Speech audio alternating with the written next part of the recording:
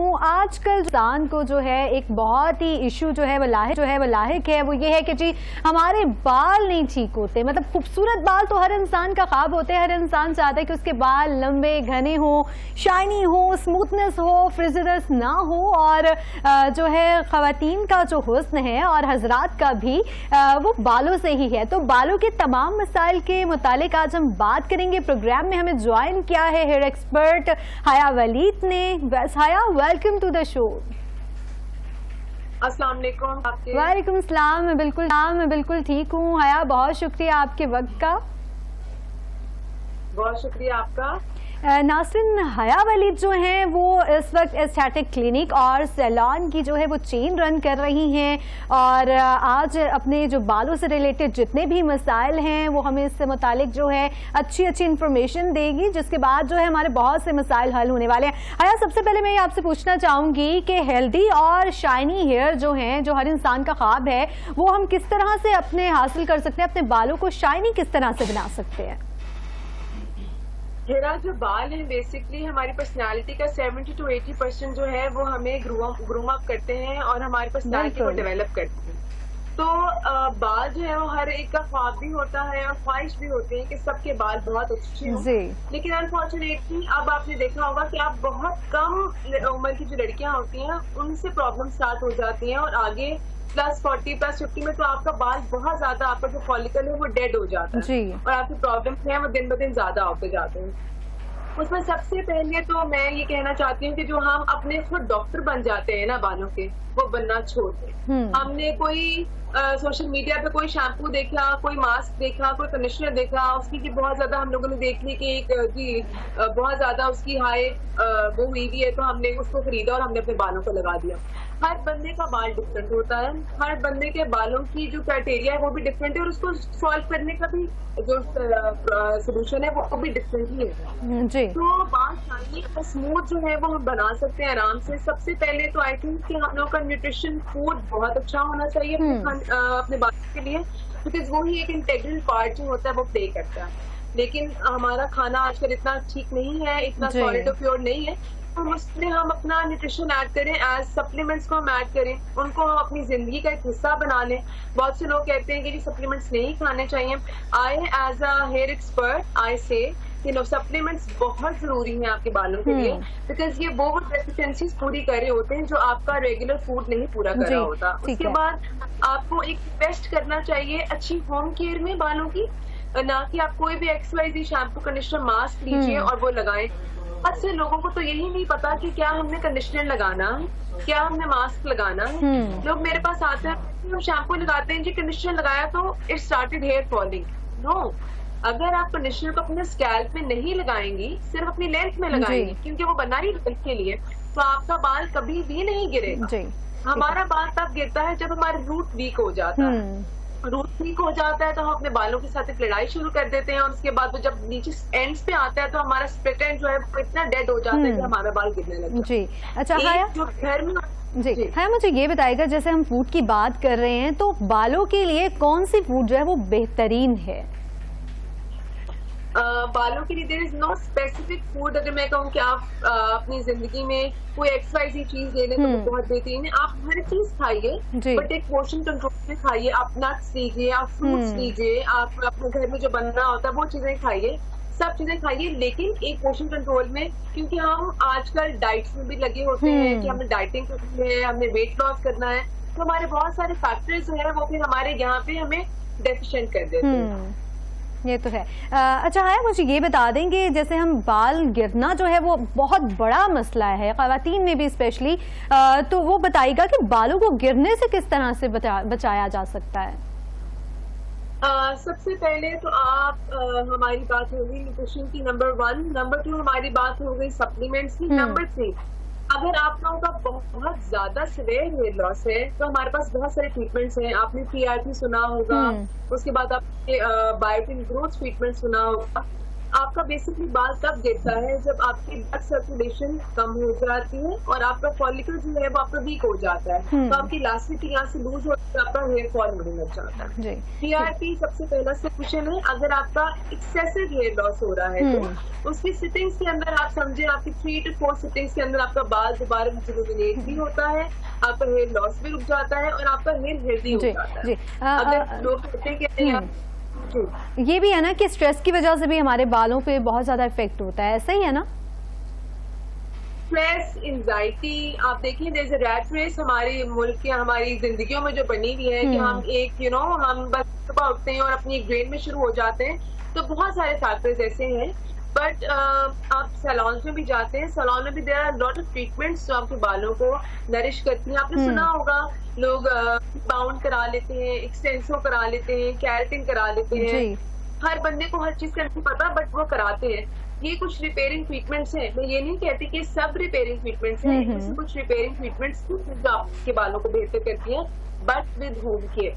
आपके बालों की जितनी अच्छी होम केयर होगी उतना आपका बाल लास्ट करेगा और आपका बाल वीक नहीं होगा। ये बता दें कि बेस्ट हेयर केयर रूटीन है क्या जिसको हम फॉलो करें? हमारे व्यूअर्स को बताएं कि क्या ऐसी रूटीन है जिसको फॉलो करते हुए जो है उनके जो बाल हैं वो बेहतरीन होते जाएंगे। एक तो आप अपना आई थिंक साइज से शैम्पू आपको पता होगा, that's more than enough for your hair. आप 3 दफा हफ्ते में शैम्पू इस्तेमाल कीजिए with development of conditioner as well. Conditioner आपने लाजम लेना है। लेकिन जिन लोगों के बाल बहुत ज्यादा, जिसको हम रूखी कहते हैं, जिनके डेड होते हैं बाल, ये बहुत ज्यादा ड्राई होते हैं, वो इसको एज अ मास्क भी यूज कीजिए। तो उनको अपने बालों में शैम्पू, कंडीशनर, मास्क और सीरम, ये प्रॉपर एक होम केयर इसको यूज करना पड़ेगा। बालों को स्ट्रेटनिंग से, आयरन से जितना दूर रख सकते हैं रखें। आपके बालों को ड्राई को डैमेज नहीं करता, बट स्ट्रेटनर जो है वो आपके बालों का डेड एंड बिल्कुल खत्म कर देता है। तो इट इज नॉट रिकमेंडेड। हाँ, अगर आप चाहते हैं, जैसे बहुत सारे लोग आते हैं जो कहते हैं कि नहीं हमें बाल सीधे चाहिए हैं या हम लोग को बाल स्ट्रेट पसंद है, तो वो फिर बहुत सारे ट्रीटमेंट्स हैं जो आपके बालों को 1.5 ईयर के लिए, 2 ईयर्स के लिए स्ट्रेटन अप कर देती हैं। आप उनको फॉलो करें, ना कि आप रोज अपने बाल को आयरन करते जाएं और उनका जो बेड़ा कर करते हैं। आपने बात की हेयर मास्क की, तो कौन कौन से ऐसे हेयर मास्क हैं जो बेहतरीन है हमारे बालों के लिए? डिपेंड करता है कि आपका बजट क्या है। मार्केट में देयर न्यूमरस मास्क, आपको बहुत सारे ब्रांड्स हैं। डिपेंडिंग अपॉन योर बजट, मैं किसी एक स्पेसिफिक मास्क को रेकमेंड नहीं करूंगी। हाँ, बट ये है कि आपके जो भी अफोर्डेबिलिटी के अंदर आता है आप वो लीजिए उसको, और उसको रेगुलर यूज करना शुरू कीजिए अपने रिजीम के अंदर। लाइक आपने हफ्ते में 2 दफा मास्किंग करनी है। आप बहुत सारे लोग हैं जो ऑर्गेनिक मास्किंग करते हैं। लाइक आपको सुना होगा, लोग कहते हैं म्यो को डाल लें, उसके अंदर आप थोड़ा सा और कैप्सूल्स डाल लें और वो ऑर्गेनिक जो है 3 ट्रीटमेंट्स कर लीजिए। लेकिन वो सिर्फ उन बालों के लिए बेहतर होती है जो कभी भी ट्रीटेड नहीं होते। बट अगर एक दफा आपको हीट हो गया है, लेकिन अगर आपने एक दफा बालों में कलर लगा लिया है या कोई भी ट्रीटमेंट करा लिया है, तो ऑर्गेनिक ट्रीटमेंट्स होती हैं हेल्पफुल नहीं होती। फिर आपको जो ट्रीटमेंट्स होती हैं वो आपको रेशनल ट्रीटमेंट्स ही लेनी होती है जो आपके बालों को बेहतर करती है। ठीक है, ये बता दीजिएगा कि जो इफेक्टिव हेयर ग्रोथ की टिप्स क्या क्या हैं, मतलब कैसे कैसे जो हैं, क्या क्या प्रोसीजर्स हैं, उनको फॉलो करें तो हमारी जो हेयर ग्रोथ है वो अच्छी हो जाए। बहुत से लोग कहते हैं कि जो हमारे बाल जो है बचपन से ही बहुत से लोग होते हैं जिनके बचपन से ही बालों की ग्रोथ बहुत ज्यादा कम होती है, तो उनके लिए कुछ बताइएगा। जिन लोग ये बचपन से ही बालों की ग्रोथ बहुत कम है, तो वो एक तो आपकी इनहेरिटेंस में भी आ जाता है। उस पे हम कुछ भी कर लें प्लस माइनस, तो वो इतना ज्यादा इफेक्ट नहीं पड़ता। या जिन लोगों की पोस्ट प्रेगनेंसी हेयर फॉल होता है या उनका वैसे ही हेयर फॉल एक्सेस होने लग जाता है with the passage of time, उनके पास फिर पीआरपी ट्रीटमेंट्स होती हैं, वो लीजिए। हेयर ग्रोथ के कैप्सूल्स होते हैं, वो खाना शुरू कीजिए। और उसके बाद अगर बहुत एक्सेसिव आपका है, अगर आपका कोई एक्सीडेंट हो गया है या कोई मसला ऐसा आ गया है, तो फिर आपकी ट्रांसप्लांटिंग की तरफ हम चले जाते हैं। लेकिन वो बहुत रेयर केसेस है। ये बता दें कि जिस तरह मेरी रूटीन ऐसी है कि मुझे डेली जो है वो टूल्स यूज़ करने पड़ते हैं अपने बालों पे, तो ये हीट की वजह से जो बाल डैमेज हो जाते हैं उसको किस तरह से मैं प्रोटेक्ट कर सकती हूँ, या वो लोग जो है ये टूल्स यूज़ कर रहे हैं वो किस तरह से अपने बालों को प्रोटेक्ट कर सकते हैं? कोई इस तरह का सीरम, कोई और चीज़ जिसको यूज़ करते हुए जो है हमारे बाल महफूज रहें और स्टाइलिंग भी हो जाए। एक तो सबसे पहले जिस तरह आप लोगों का फील्ड है, जिस तरह हमारी फील्ड है कि हम लोगों ने एवरी डे हम स्ट्रेट अप तो नहीं कर सकते, we need to get our hair done. तो अब इस तरह के टूल्स, बहुत सिरामिक टूल्स आ गए हैं जो वैसे ही आपके बालों को डैमेज नहीं करते। या they are basically not budget friendly, but वो ऐसे टूल्स हैं जो आपके बालों को खराब नहीं करते। उसके अलावा आपने सुना होगा एंटी फ्रिज, या आप बालों को करने से पहले ही बालों में जरा सीरम लगाइए ताकि डायरेक्ट हीट जो है वो आपके बालों के ऊपर ना जाए। और तीसरा क्या है, आप अपनी रूटीन ठीक कीजिए। लाइक फॉर एग्जाम्पल आप हैं, आई थिंक अगर एक रेगुलर बंदी होगी तो वो हफ्ते में अगर एक दफा प्रोटीन कर लेगी अपनी लेंस में, उसके लिए इनफ है। बट लाइक वाइज आपको हफ्ते में I think 3 times you should go for a protein treatment. आप सैलून मत जाइए, आप घर में कर लीजिए।